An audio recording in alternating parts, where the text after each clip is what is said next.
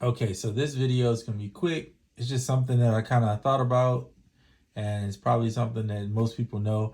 I wanted to use the effects, delay effects, the SX one that they added, which is cool.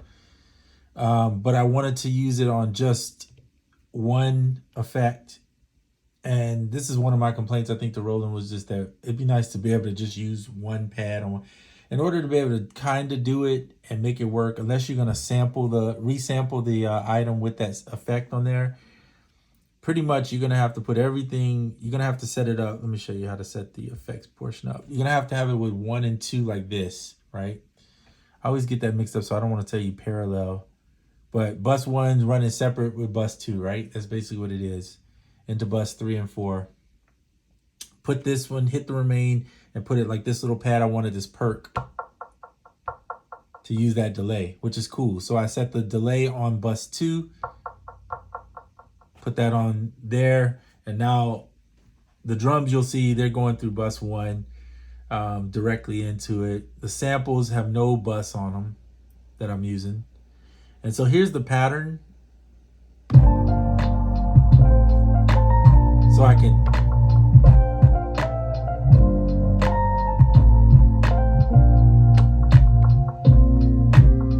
just add that little perk in. That's the real reason I was doing that. So it's nice to be able to do that, to separate.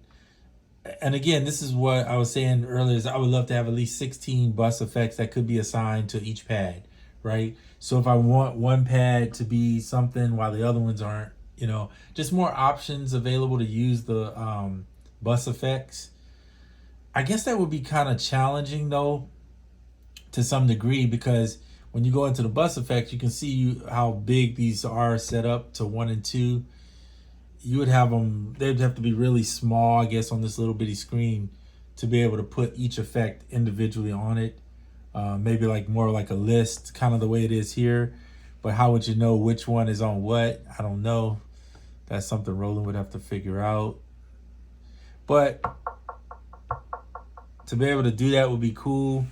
I guess the whole point of resampling would be just to move it. So if you need it, you could just hit resample, select the pad,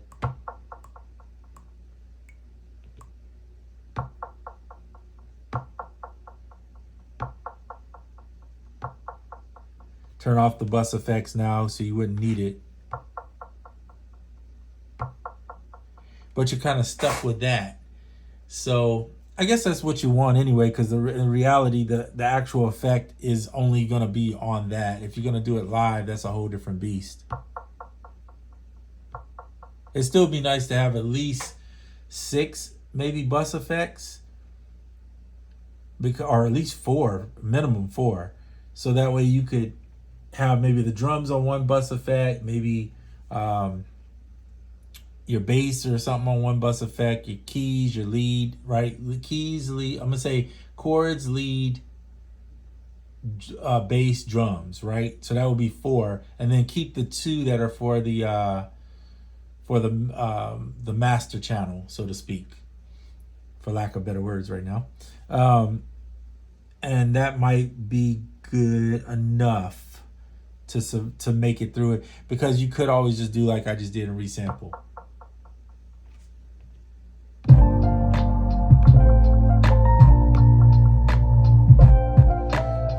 But you can't, but when you have that, you can't, let's say you don't like the way it sounds, you're going to have to literally each time delete it, go back in.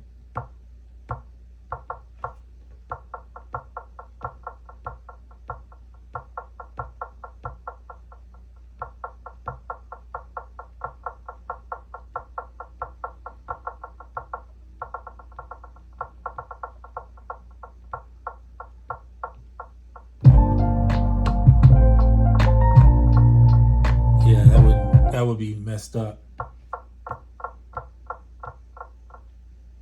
Hit remain, hit that so it'll stay on.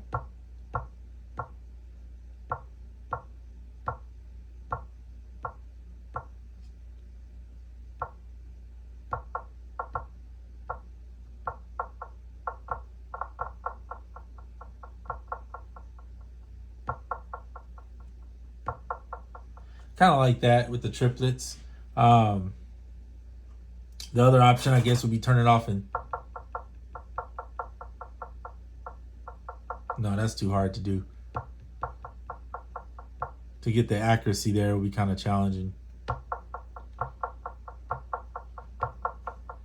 Anyway, just an option I was thinking about. Like, man, this is all the more reason why you want to have the Bus Fx where you can put them on each pad in case you want to, maybe, let's say you wanted 2 to 3 different ones like this. Right now, you would have to go in, set the thing, sample it 3 different times, have it 3 different ways. But if you could have this same file copied 3 times right here, you could have different settings on the Bus Fx. That would be amazing to be able to, my hand's moving like 100 miles per hour in front of it. That'd be amazing to be able to just have 3 different ones set that way. And then you would at least know what you set it at. Because right now, you don't know what in the world you set it at. You can only go off of the basis of what you had. And if you sample it, then it's just what it is. But I guess that's part of it, is that it isn't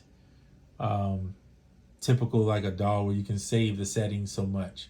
So anyway, you got to figure out what you want and kind of roll with that. That was my rant, rave, however you want to term it, in this journey of the SP404 Mk2. Listen, it's still better than what was prior to that as far as abilities and things that you can do. So I have really no complaint on that end of the perspective. It's just sometimes you want a little bit more. I guess that's what we always want. But anyway, all right, that's it for this video. I'm out. Just wanted to talk about that for a quick second.